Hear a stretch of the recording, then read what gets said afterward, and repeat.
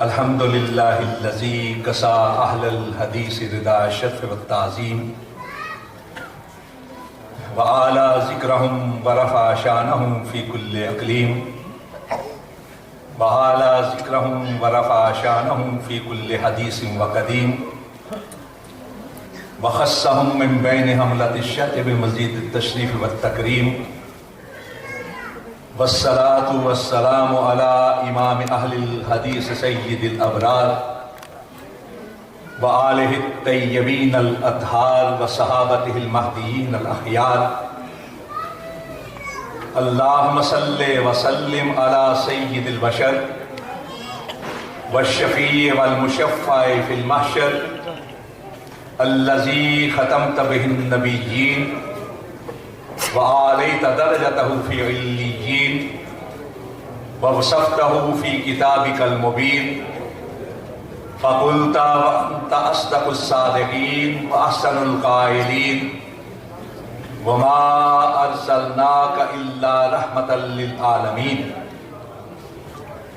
اما بعد فاعوذ باللہ من الشیطان الرجیم فذرنی ومن یکذب بہذا الحدیث سنستدرجہم من حیث لا یعلمون اہل الحدیث ہمو اہل النبی وَإِن لَّمْ يَصْحَبُوا نَفْسَهُ فَأَنفَاسُهُمْ صَحَبُوا اہل الحدیث اصحابۃ الحق فازوا بدعوت سید الخلق اہل الحدیث اصحابۃ النبویہ رجعوا الى ربهم راضیۃ مرضیہ ما اہل حدیثیم دغارانہ شناسیم با قول نبی چون و چرانہ شناسیم ما اہل حدیثیم دغارانہ شناسیم صد شکر کے در مذہب ما ہیلہ و فنیست اہل دل اہل نظر اہل خبر اہل حدیث کشور وحدانیت کے تاجور اہل حدیث خضر منزل رہروان صدق و صفا حاملین سنت خیر البشر اہل حدیث گمرہی کے ہر دور میں ظلمت کے ہر عہد میں ہے باطل کے خلاف سینہ سپر اہل حدیث حضرات مجھے جو موضوع تفویض کیا گیا ہے وہ ہے مسلک اہل حدیث بالخصوص لقب اہل حدیث یار تنگ کر دو یہ مت کر دے میں نہیں اپنا بند کر دیا سب لائٹ بند کر دیو یار نہ نہیں ہوتا کر دینا مہربانی اکھا نہیں بندے میں مزدور آ رہا ہوں حضرات مسلک اہل حدیث ایک سچا سچا نکھرا ہوا اور نترا ہوا مسلک یہ کسی انسان کے ذہن کی اختراع نہیں مسلک اہل حدیث اللہ کی مقدس کتاب قرآن مجید اور کائنات کی عظیم ترین ہستی آمنہ کے لال مکہ کے در یتیم مدینہ کے تاجدار نبیوں کے امام رسولوں کے سردار حضرت محمد مصطفیٰ صلی اللہ علیہ وسلم کے فرامین کا نام اہل حدیث کا مطلب ہوتا ہے حدیث والا اہل دیکھ گاؤں والا اہل بلد شہر والا علاقے والا اہل والا اور حدیث حدیث والا حدیث ساری دنیا جانتی ہے کہ سونے نبی صلی اللہ علیہ وسلم کے اقوال، آپ کے افعال اور آپ کے احوال کو حدیث کہا جاتا ہے۔ قولی حدیث، فعلی حدیث اور تقریری حدیث، اور اسی طرح اللہ کی مقدس کتاب قرآن مجید کو بھی حدیث کہا جاتا ہے۔ خود قرآن پاک میں اللہ رب العزت نے ارشاد فرمایا فَبِأَيِّ حَدِيثٍ بَعْدَهُ يُؤْمِنُونَ، قرآن پاک کے بعد اور کون سی حدیث ہے جس پر ایمان لائیں؟ اللہ نزل احسن الحدیث، اللہ ہے جس نے بہترین حدیث قرآن پاک کو نازل کیا۔ فَذَرْنِي وَمَن يُكَذِّبُ بِهَذَا الْحَدِيثِ سَنَسْتَدْرِجُهُم مِّنْ حَيْثُ لَا يَعْلَمُونَ، ڈر جائیں وہ لوگ جو اس حدیث قرآن پاک کو نظر انداز کرتے۔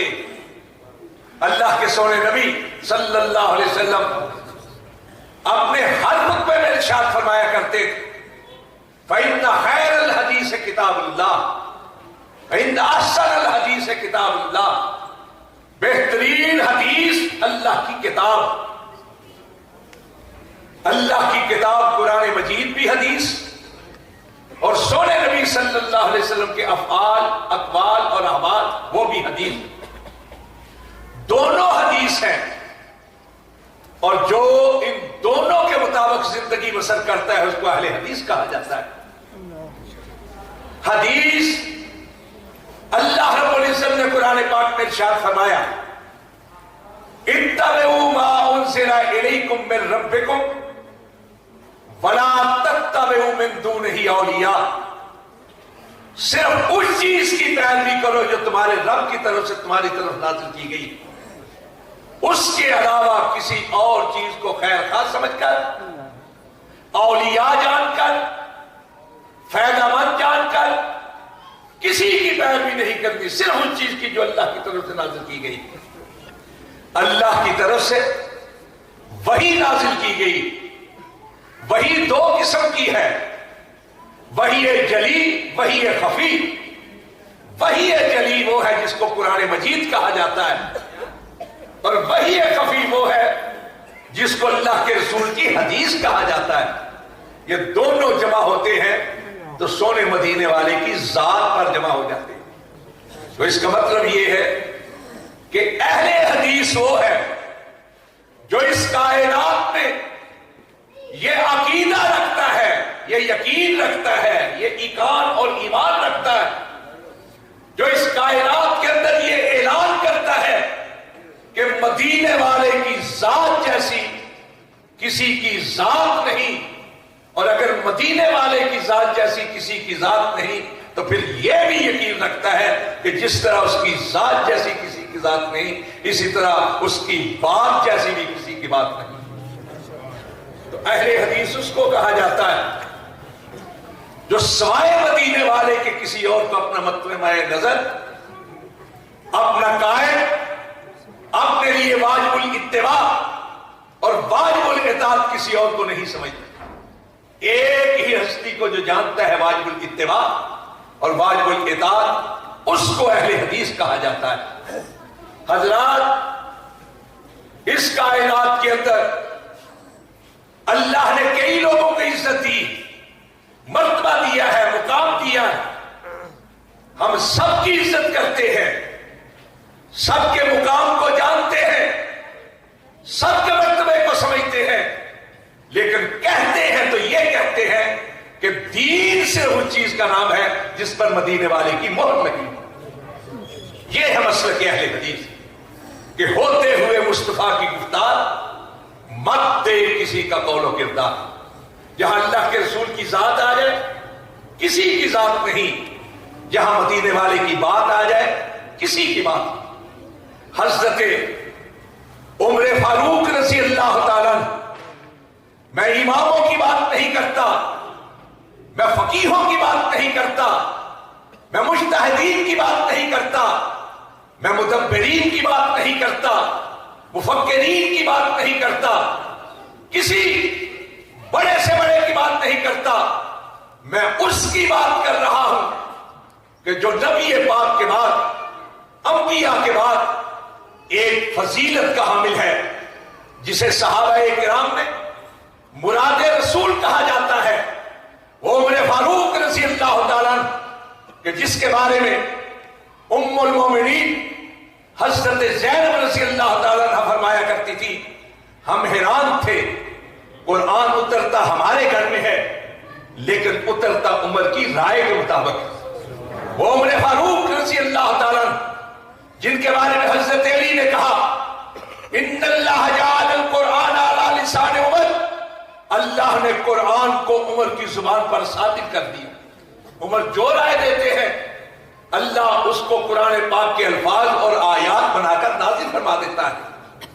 وہ عمر جس کے بارے میں سونے نبی نے ارشاد فرمایا ان اللہ وعد الحق علی لسان عمر، وقلبہ، اللہ نے حق کو عمر کی زبان اور دل پر صادق کر دیا ہے۔ وہ عمر جس کے بارے میں لکھا ہے نہج البلاغہ کی شرح ابن ابی الحدید کی جلد 5 صفحہ 251 پر ان لسان عمر ینطق بالحق، کہ عمر کی زبان سے جب بھی نکلا حق کے سوا کچھ نہیں نکلا۔ وہ عمر جس کے بارے میں سونے نبی نے ارشاد فرمایا عمر اور شیطان میں ضد ہے، جہاں عمر ہوگا وہاں شیطان ٹکنے کا نہیں۔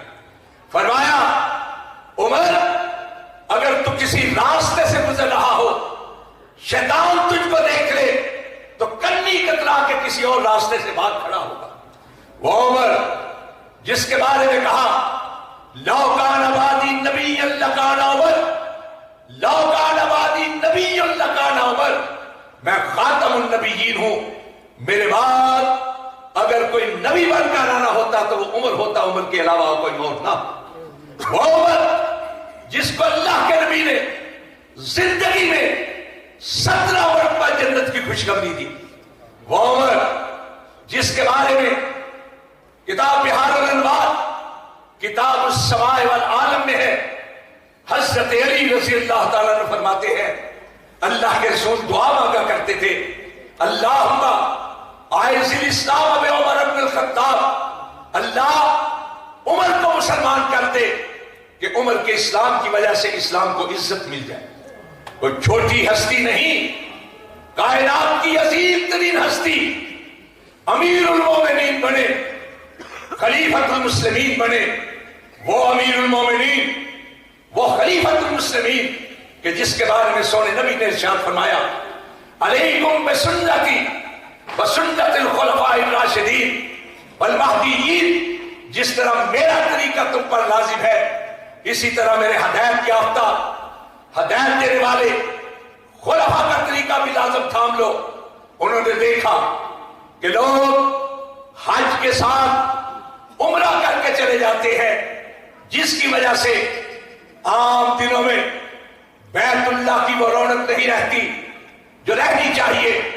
بحیثیت امیر المومنین فرمان جاری کیا کہ آج کے بعد کوئی شخص حج تمتع نہیں کرے گا، حج اور عمرہ اکٹھا نہیں کرے گا۔ لوگوں نے سنا، سننے والوں میں ملک شام کا ایک مسلمان وہ بھی موجود تھا، اس نے کسی اور سے نہیں، امیر المومنین خلیفۃ المسلمین احد من الراشدین والمہدیین حضرت عمر فاروق کے صاحبزادے حضرت عبداللہ ابن عمر رضی اللہ عنہما سے پوچھا کہ آپ اس بارے میں کیا کہتے ہیں جو آپ کے بابا نے، آپ کے بابا نہیں، امیر المومنین نے فرمان جاری کیا ہے حج تمتع کے بارے میں۔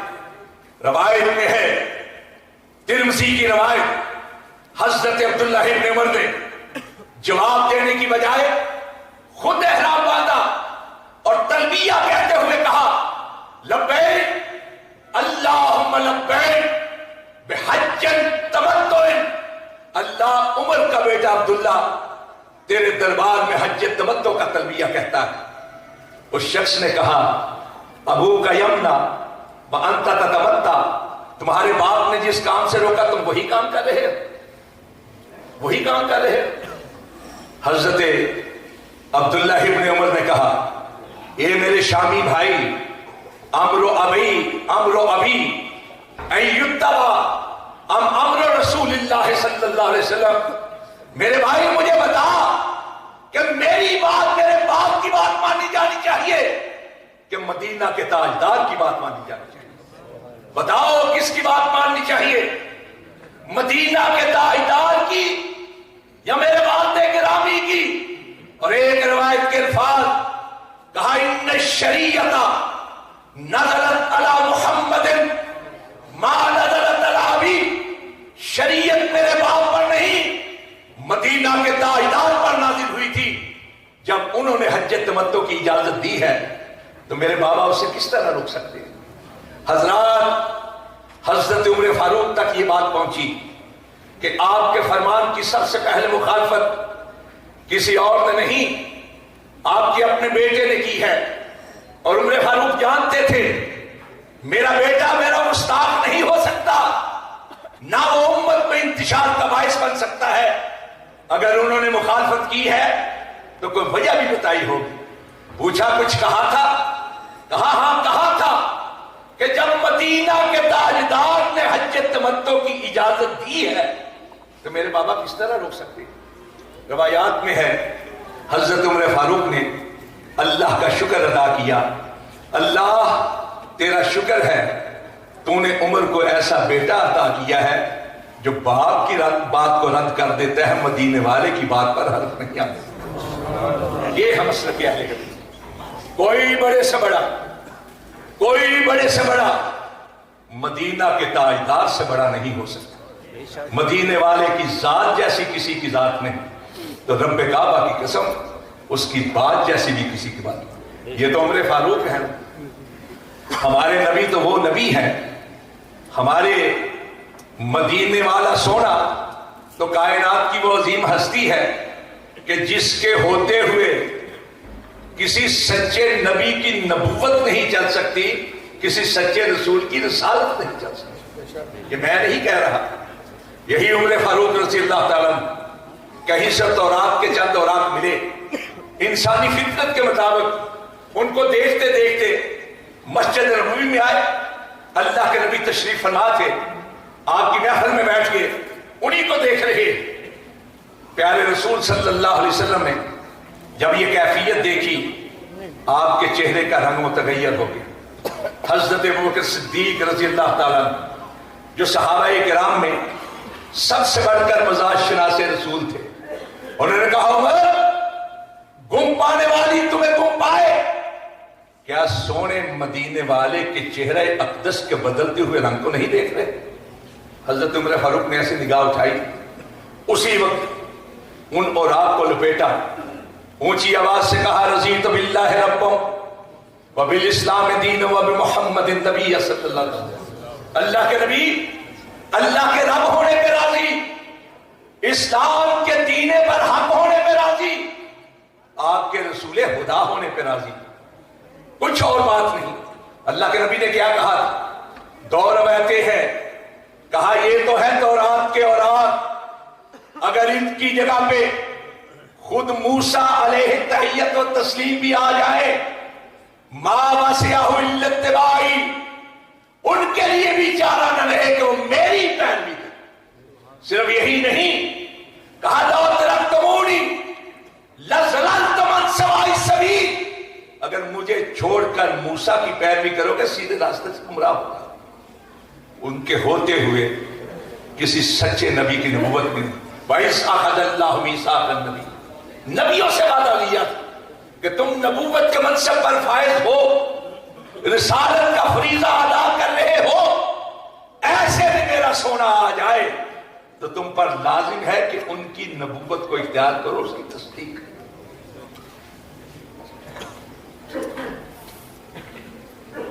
حضرات، میں یہ عرض کر رہا تھا، حضرت عیسیٰ علیہ السلام کو آپ جانتے ہیں؟ حضرت عیسیٰ علیہ السلام کو آپ جانتے ہیں؟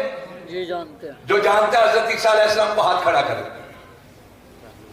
ماشاءاللہ، ہم مسلمانوں کا ایمان اس وقت تک مکمل نہیں ہو سکتا جب تک کہ ان جلیل القدر انبیاء اور رسل پر ایمان نہ لائیں۔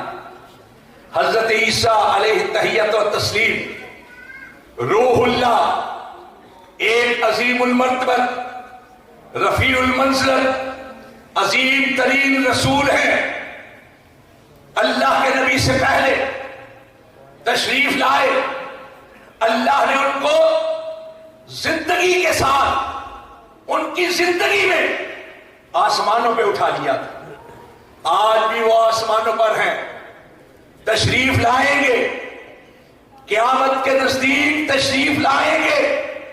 جب اٹھایا گیا تو نبی اور رسول کی حیثیت سے اٹھایا گیا، اب تشریف لائیں گے، مسلمانوں کی قیادت کریں گے، لیکن امکم بکتاب ربکم وسنت نبیکم، امامت کریں گے مسلمانوں کی، قیادت کریں گے مسلمانوں کی، لیکن قرآن پاک کے مطابق کریں گے، مدینے والے کی سنت کے مطابق کریں گے۔ اٹھائے گئے تو نبی اور رسول کی حیثیت سے، اب تشریف لائیں گے تو سونے مدینے والے کے نبی کی امتی کی حیثیت سے آئیں گے۔ یہ ایمان ہے کہ نہیں ہے؟ تو جس کے ہوتے ہوئے کسی سچے نبی اور رسول کی نہیں چل سکتی، اس کے ہوتے ہوئے کسی لیڈر کی کس طرح چل سکتی ہے؟ کسی امام کی امامت کس طرح چل سکتی ہے؟ کسی فقیہ کی فقاہت کس طرح چل سکتی ہے؟ کسی مفتی کا فتویٰ کس طرح چل سکتا ہے؟ کسی خطیب کی خطابت کس طرح چل سکتی ہے؟ یہی ہے ایمان کہ مدینے والے کی ذات جیسی کسی کی ذات نہیں، تو رب کعبہ کی قسم اس کی بات جیسی بھی کسی کی بات نہیں۔ نعرہ تکبیر،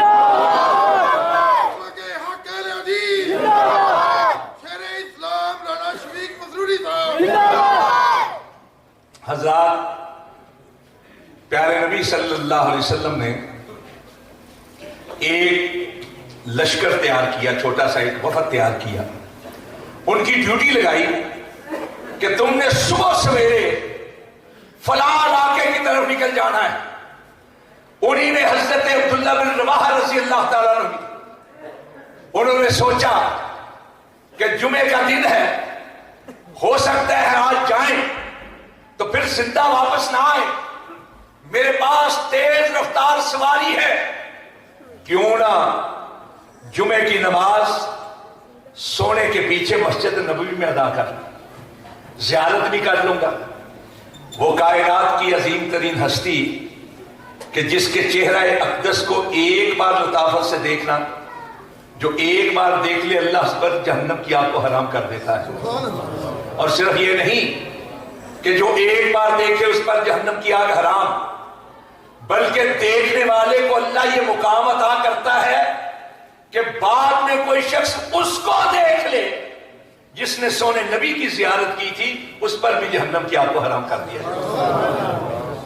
کتنی نیک نیتی ہے عبداللہ بن رواحہ کہ آپ کے پیچھے جمعہ پڑھوں گا، مسجد نبوی میں جمعہ، سونے نبی کی امامت میں آپ کا خطبہ سنوں گا، تیز رفتار سواری ہے، پھر جا کے ساتھیوں سے جا ملوں گا، نہ حکم کی تعمیل میں کچھ فرق آئے گا، سعادت بھی مل جائے گی۔ اللہ کے نبی جب منبر پر تشریف فرما ہوئے تو دیکھا لوگوں میں عبداللہ بن رواحہ بھی موجود، کہا عبداللہ تمہاری تو ڈیوٹی لگی تھی صبح سویرے نکلنے کی۔ حضرت عبداللہ بن رواحہ نے ساری وضاحت بیان کی، اپنی نیت کے نیک ہونے کا بھی ذکر کیا، لیکن سونے نبی نے کیا ارشاد فرمایا؟ لو انفقت ما فی الارض ما ادرکت فضل غزوتہم، عبداللہ اگر تو ساری کائنات کے سارے خزانے بھی اللہ کے راستے میں دے دے، جو صبح سویرے نکل گئے ہیں ان کی فضیلت کو حاصل نہیں کر سکتے۔ اصل چیز ہے سونے مدینے والے کا حکم، نیتوں پہ بات نہیں بنتی، اچھی اغراض کے ساتھ بات نہیں بنتی، اچھے احساسات کے ساتھ بات نہیں بنتی، بات بنتی ہے تو مدینے والے کی بات کو ماننے سے بنتی ہے۔ کوئی کچھ بھی کہے کہ میری نیت بڑی اچھی ہے، میں اس لیے کر رہا، بات نہیں بنے گی۔ حضرت امام مالک رحمت اللہ علیہ بڑے حلیم الطبع تھے، نرم مزاج تھے، نرمی کے ساتھ بات کرنے والے، ٹھنڈے مزاج کے، بیٹھے ہوئے ہیں امامت کے مصلے پر، اور وہ مصلہ امامت سونے نبی کی امامت کا مصلہ، مسجد نبوی کی امامت کا مصلہ۔ ایک شخص آیا اس جگہ پہ کھڑے ہو کر جس کو اللہ کے نبی نے روضۃ من ریاض الجنہ، جنت کے باغیچوں میں سے ایک باغیچہ قرار دیا ہے۔ کون لوگ ہیں جنہوں نے حج کیا ہوا ہے؟ ذرا ہاتھ کھڑا کریں۔ جن لوگوں نے حج کیا ہوا ہے، مسجد نبوی کی زیارت کی ہوئی ہے، مسجد نبوی میں ساری جگہوں پہ سرخ قالین، تھوڑی سی ایک جگہ ہے جہاں سفید قالین، وہ جگہ ہے جس کے بارے میں آپ نے ارشاد فرمایا تھا کہ میرے حجرے اور میرے ممبر کے درمیان کی جگہ روضۃ من ریاض الجنہ، جنت کے باغیچوں میں سے ایک باغیچہ ہے۔ اس شخص نے وہاں کھڑے ہو کر احرام باندھا، تلبیہ کہنا شروع کر دیا۔ امام مالک نے کہا، او احرام باندھنے والے، کیا تجھے معلوم نہیں کہ اللہ کے نبی کا طریقہ بیر علی سے ذوالحلیفہ سے احرام باندھنے کا ہے؟ اللہ کے نبی کے طریقے کے مطابق صحابہ وہاں سے احرام باندھا کرتے تھے۔ اس نے کہا، امام صاحب حرج کیا ہے؟ ہمارے ہاں بھی لوگ کہتے ہیں نا حرج کیا ہے۔ اس نے کہا، حرج کیا ہے؟ میں اس سے 3 میل اور دور مسجد نبوی روضۃ من ریاض الجنہ، جنت کے باغیچے سے احرام باندھ رہا ہوں، حرج کیا ہے؟ حضرت امام مالک رحمت اللہ علیہ جو حلیم الطبع تھے، نرم مزاج تھے، جلال میں آگے کہنے لگے، گویا تو یہ کہنا چاہتا ہے کہ تو وہ ثواب بھی حاصل کر رہا ہے جس سے اللہ کے نبی محروم رہ گئے تھے، جس سے اللہ کے نبی کے صحابہ محروم رہ گئے تھے۔ یاد رکھ، تجھے ثواب نہیں ملے گا، سونے کے طریقے کی مخالفت کی وجہ سے اللہ تجھ سے ناراض ہو۔ ایک شخص کو دیکھا، مجمع البحرین کی روایت، حضرت علی رضی اللہ تعالیٰ عنہ نے عید کے مقام پر، عید کی جگہ پر نماز سے پہلے اٹھ کے نفل پڑھنے لگا۔ حضرت علی نے روک دیا، اور رک جا، تجھے نہیں معلوم اللہ کے نبی کے طریقے کے خلاف سوائے نماز عید کے کوئی نفل نماز نہیں ہے۔ اس نے کہا، حرج کیا ہے؟ نماز ہی تو پڑھ رہا، کیا اللہ مجھے نماز پڑھنے کی وجہ سے عذاب دے گا؟ یہ الفاظ، اس نے کہا نماز کی وجہ سے اللہ عذاب دے گا۔ حضرت علی نے فرمایا، نماز کی وجہ سے اللہ عذاب نہیں دے گا، اپنے سونے رسول کے طریقے کی مخالفت کی وجہ سے عذاب دے گا۔ تو حضرات، دین صرف وہ ہے جس پر مدینے والے کی مہر لگی ہوئی۔ دین کسی انسان کی خواہشات کا نام نہیں، دین کسی کی مرضی کا نام نہیں، دین صرف وہ ہے جو اللہ رب العزت نے بھیجا ہے، اور دین صرف وہ ہے جس پر مدینے والے کی مہر لگی۔ اللہ رب العزت نے قرآن پاک میں ارشاد فرمایا، ام لہم شرکاء شرعوا لہم من الدین ما لم یأذن بہ اللہ، کیا ان لوگوں نے اللہ کے شریک بنا لیے ہیں کہ اس چیز کو دین قرار دیتے ہیں جس کا حکم اللہ نے نہیں دیا؟ دین بنانا اللہ کا اختیار ہے، اور کسی چیز کو دین بتانا رسول اللہ کا اختیار ہے۔ یہ آپ جانتے ہیں بدعت کے بارے میں اللہ کے نبی نے کیا فرمایا تھا؟ فرمایا تھا، بدعت کرنے والا اس کی نماز قبول نہیں، اس کا صدقہ قبول نہیں، اس کا حج عمرہ قبول نہیں، اس کا روزہ قبول نہیں، حتیٰ کہ اس کی توبہ بھی قبول نہیں۔ آپ کہیں گے توبہ؟ ہاں، اللہ کے نبی نے فرمایا جب تک وہ بدعت چھوڑتا نہیں اس وقت تک اس کی توبہ بھی قبول نہیں۔ پہلے بدعت چھوڑے پھر توبہ۔ کیوں اتنے سخت الفاظ کہے ہیں رسول رحمت صلی اللہ علیہ وسلم؟ وہ جو رحمت للعالمین ہے، جہانوں کے لیے رحمت بن کر آیا ہے. کیوں کہے یہ اتنے سخت؟ اس لیے کہ بدعت کرنے والا اللہ اور اس کے رسول کے اختیار کو اپنے ہاتھ میں لینے کی جسارت کرتا ہے. دین بنانا اللہ کا اختیار ہے اور دین بتانا رسول اللہ کا اختیار. اس نے ایک چیز اپنی طرف سے بنا لی اور اس کو دین بنا کے پیش کرنا شروع کر دیا. کرنے پر ثواب بیان کر دیا, نہ کرنے والوں کی طرح ہنکیاں اٹھانی شروع کر دی. حضرات ہمارے بزرگ اس چیز کو واضح کرنے کے لیے کہا کرتے تھے, کاغذ کا ایک چھوٹا سا ٹکڑا, رنگ بھی پھیکے ہے, لیکن وہ اسٹیٹ بینک کا پاکستان سے جاری ہوا ہے. اسی نوٹ کے مطابق بازار میں خریداری کی جا سکتی ہے. اگر کوئی شخص اس چھوٹی سی پرچی کی بجائے خوشنما کاغذ لے کر آ جائے, اس پر کسی اور کے دستخط ہو, جعلی سکہ ہو, نہ صرف یہ کہ بازار میں وہ چلے گا نہیں, بلکہ جس نے جعلی سکہ بنایا وہ بھی مجرم, جس کے پاس سے برآمد ہوا وہ بھی مجرم, جس نے اس کو آگے پھیلانے کی کوشش کی وہ بھی مجرم. جان لیجیے دین کے بازار میں صرف وہ سکہ چلے گا جس پر مدینے والے کی مہر لگی, جو مدینہ کی ٹکسال میں ڈھلا, جس پر سونے مدینے والے کے دستخط.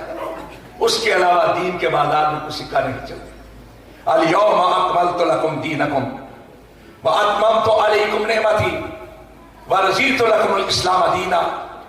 دین تو مکمل ہو گیا تھا, پورا ہو گیا تھا. اور اما عائشہ فرماتی ہیں, اما عائشہ صدیقہ صادقہ مصدقہ طیبہ طاہرہ مطہرہ رضی اللہ تعالیٰ فرماتی ہیں, سونے نبی نے ارشاد فرمایا, ما ترکت شیئا مما امرکم اللہ بہ الا وقد امرتکم بہ ولا شیئا مما نہاکم اللہ عنہ الا وقد نہیتکم عنہ. لوگو میں نے کوئی ایسا کام نہیں چھوڑا جس کے کرنے کا رب تمہیں حکم دینا چاہتا اور میں نے حکم نہ دیا, اور کوئی ایسی بات نہیں چھوڑی جس سے اللہ منع کرنا چاہتا اور میں نے منع نہ کیا. کرنے کے سارے کام بتا دیے, نہ کرنے کے سارے کام بتا دیے. حضرت سلمان فارسی رضی اللہ تعالیٰ عنہ کا ایک یہودی کے ساتھ مکالمہ ہو. ہمارے ہاں بھی بیٹھے بیٹھے باتیں ہو جاتی, مکالمہ ہو گیا.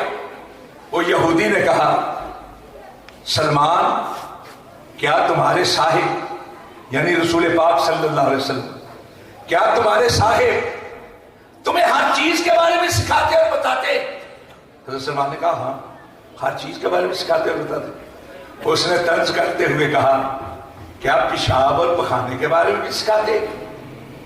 پیشاب اور پخانا انسانی حاجت ہے, مجبوری ہے, لیکن مہذب لوگ اس کا ذکر پسند نہیں کرتے, پیشاب پخانے کی باتیں کرنا پسند نہیں کرتے. اس لیے اس نے طنز کیا, کیا تمہارے صاحب پیشاب پخانے کے بارے میں بھی سکھاتے ہیں؟ حضرت سلمان نے کہا ہاں, ہمارے سونے نبی نے ہمیں سکھایا ہے کہ پیشاب پخانا کرتے ہوئے کس طرح منہ کرنا ہے, کس طرح منہ نہیں کرنا. انہوں نے ہمیں سکھایا ہے جاتے ہوئے کون سی دعا پڑھنی ہے, فارغ ہونے کے بعد کون سی دعا پڑھنی ہے. انہوں نے ہمیں سکھایا ہے کہ کس چیز کے ساتھ استنجا کرنا ہے, کس چیز کے ساتھ استنجا نہیں کرنا. بلکہ بعض روایات کے مطابق بیٹھنے کا طریقہ تک سکھایا. حضرات میں اس مکالمے کی روشنی میں آپ سے ایک سوال کرنا چاہتا ہوں. جس سونے نبی نے, جس پیارے رسول نے پیشاب پخانے تک کی باتیں سکھا دی ہیں, اس نے کوئی عبادت کی بات چھوڑی ہو؟ نہیں. ہو عبادت کی بات اس نبی نے نہ بتائی, ہو دین کی بات اس نے نہ بتائی. اسی لیے امام شاطبی رحمۃ اللہ علیہ نے الاعتصام میں امام مالک رضی اللہ رحمۃ اللہ علیہ کا ایک قول نقل کیا ہے, من ابتدع بدعۃ ویراھا حسنہ فقد زعم ان محمدا قد خان فی الرسالہ لأن اللہ یقول الیوم اکملت لکم واتممت علیکم نعمتی ورضیت لکم الاسلام دینا. کہ اگر کوئی شخص دین کے اندر ایسا کام شروع کرے جو اللہ کے رسول سے ثابت نہیں، گویا وہ اس بات کا معاذ اللہ خاکم بدہن، میرے منہ میں خاک، گویا وہ اس بات کا اعلان کر رہا ہے کہ یہ جو کام میں نے شروع کیا ہے تو یہ دین، لیکن اللہ کے رسول نے اس کو چھپا لیا، اس لیے کہ جب اللہ نے کہہ دیا کہ دین مکمل ہو گیا، دین پورا ہو، وہ دین جو حضرت آدم سے شروع ہوا تھا اور پیارے رسول کے دور مبارک میں آ کر مکمل ہو گیا، اور صرف مکمل اور پورا نہیں ہوا، اللہ رب العزت نے دین کے مکمل اور پورا ہونے کا اعلان جبریل کے ذریعے سے نازل کیا۔ سونے نبی نے اپنے وقت کے سب سے بڑے مجمع کے سامنے کھڑے ہو کر اس کا اعلان کیا، اور آج تک ہر قرآن پاک پڑھنے والا اور قیامت تک ہر قرآن پاک پڑھنے والا اس اعلان کو دہراتا ہے کہ دین سونے نبی کی حیات میں مکمل ہو گیا تھا، پورا ہو گیا۔ حضرات، یہی مسلک اہل حدیث ہے۔ لوگ ہمیں گالیاں دیتے ہیں، ہمیں تانے دیتے ہیں، برا کہتے ہیں، بھلا کہتے ہیں، نہ جانے کیا کیا الزام اور دشنام باندھتے ہیں۔ ہمارا دماغ خراب ہے کہ لوگوں کی دشمنیاں جھیلتے ہیں، لوگوں کی مخالفتوں کو اپنے ساتھ لیتے ہیں، لوگوں کے تانے اپنی جھولی میں برداشت کرتے ہیں۔ رب کعبہ کی قسم، صرف اس لیے حضرت علامہ شہید فرمایا کرتے تھے، خونے نہ کرتائے کسے راہ نہ کشتائے، جرمم ہمی کے عاشق روئے تو بشتائے۔ کسی کے باپ کو قتل نہیں کیا، کسی کے گھر ڈاکہ نہیں ڈالا، کسی کی بہن نہیں چرائی، جرم صرف یہ ہے کہ ہم کہتے ہیں مدینے والے کے ہوتے ہوئے کسی اور کی طرف دیکھنا گوارا نہیں، اس کی ذات جیسی کسی کی ذات نہیں، اس کی بات جیسی بھی کسی کی بات۔ نعرہ تکبیر، ہم یہ کہتے ہیں عظمت مصطفیٰ، شقاقت مسلک اہل حدیث، ہمارے پاس تو آؤ، بسروری صاحب، ہمیں برا کہنے والے ہمارے بھائیوں ہمارے پاس تو آؤ، ہم سے پوچھو ہم یہ جو ہاتھ ہلاتے ہیں نماز میں کیوں ایسا کرتے ہیں؟ رب کعبہ کی قسم صرف اس لیے کرتے ہیں کہ سونے نبی کی سنت۔ ہم سے پوچھو کہ امام کے پیچھے سورہ فاتحہ کیوں پڑھتے ہیں؟ صرف اس لیے کہ سونے نبی کی سنت۔ آمین اونچی آواز سے کیوں کہتے ہیں؟ کہ سونے نبی کی تعلیم۔ ہمارے بھائی ہم کو برا کہنے والے، ان کو دعوت بھی کر دیتا ہوں، کوئی ایک مسئلہ ہمارے مسلک کا، مسلک اہل حدیث کا ہمیں ایسا بتا دو جو اللہ کے قرآن کے خلاف ہو، رسول اللہ کے فرمان کے خلاف ہو۔ رب کعبہ کی قسم بتانے والے سے لڑیں گے نہیں، جھگڑیں گے نہیں، اس کا شکریہ ادا کریں گے، اور وہ مسئلہ جو قرآن کے خلاف اور رسول اللہ کے فرمان کے خلاف، صبح کے سورج کے طلوع ہونے سے پہلے اس کو چھوڑنے کا اعلان بھی کریں گے، اور اگر کوئی ایسا مسئلہ نہ ملے تو ہمیں جو دل چاہے گالیاں دے لو، لیکن مدینے والے کی مخالفت نہیں نہ ہونی چاہیے، کیونکہ اس میں کوئی لڑائی کی بات ہے، کوئی جھگڑے کی بات، اور فیصلہ کر لیتے اس کو تھام لیں جس سے بڑھ کر اس کائنات میں کوئی نہیں۔ اگر امام بڑے ہیں ان کی مان لو، اگر کوئی بڑا ہے مدینے والے سے ہمیں دکھا دو، ہم اس کی بات ماننے کے لیے تیار، اور اگر کوئی نہیں، اور رب کعبہ کی قسم کوئی نہیں، ہماری نہ مانو، اس بڑے کی تو مانو جس سے بڑھ کر کوئی، وہ تو وہ ہے کہ حسان نے کہا وَأَحْسَنَ مِنْكَ لَمْ تَرَقَتْ عَيْنٌ وَأَجْمَلَ مِنْكَ لَمْ تَلِدِ النِّسَاءُ خُلِقْتَ مُبَرًّا مِنْ كُلِّ عَيْبٍ كَأَنَّكَ قَدْ خُلِقْتَ كَمَا تَشَاءُ۔ آقا آپ ایسے خوبصورت، خوب روح، خوش جمال، خوش خصال، حسن تمثال، شمس مثال، صاحب جمال ایسے، صاحب کمال ایسے کہ کمالات کے کمال کو پہنچے ہوئے اور حسن صفات کے اتمام کو پہنچے ہوئے، کہ آپ سے بڑھ کر سونا، منمونا، سندر سروپ، چندہ کا روپ کائنات کی کسی آنکھ نے دیکھا ہے۔ اور کائنات کی کوئی آنکھ آپ سے بڑھ کر حسن و جمال کا پیکر رانائیوں کا مجمع پیارا رائے تو لارا کس طرح دیکھتی کہ آپ سے بڑھ کر صاحب جمال و کمال کائنات کی کسی ماں نے جنا ہی آپ ایوب سے مبرہ نقائص سے مصفہ خامیوں سے پاک کجیوں سے صاف اس طرح پیدا ہوئے ہیں کہ آقا ایسے دکھائی دیتا ہے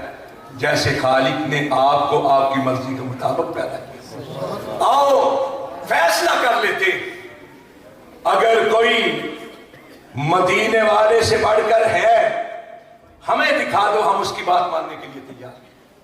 اور اگر کوئی نہیں اور رب کعبہ کی قسم کوئی نہیں تو پھر ہمیں جو دل چاہے گالیاں دے لو ہم گالیاں برداشت کریں گے لیکن کہیں گے تو یہی کہیں گے اگر اس سے بڑھ کر کوئی نہیں اور کوئی نہیں تو پھر اسی کے ہو کر رہ جاؤ. باقول قولی ھذا استغفر اللہ لی ولکم اجمعین.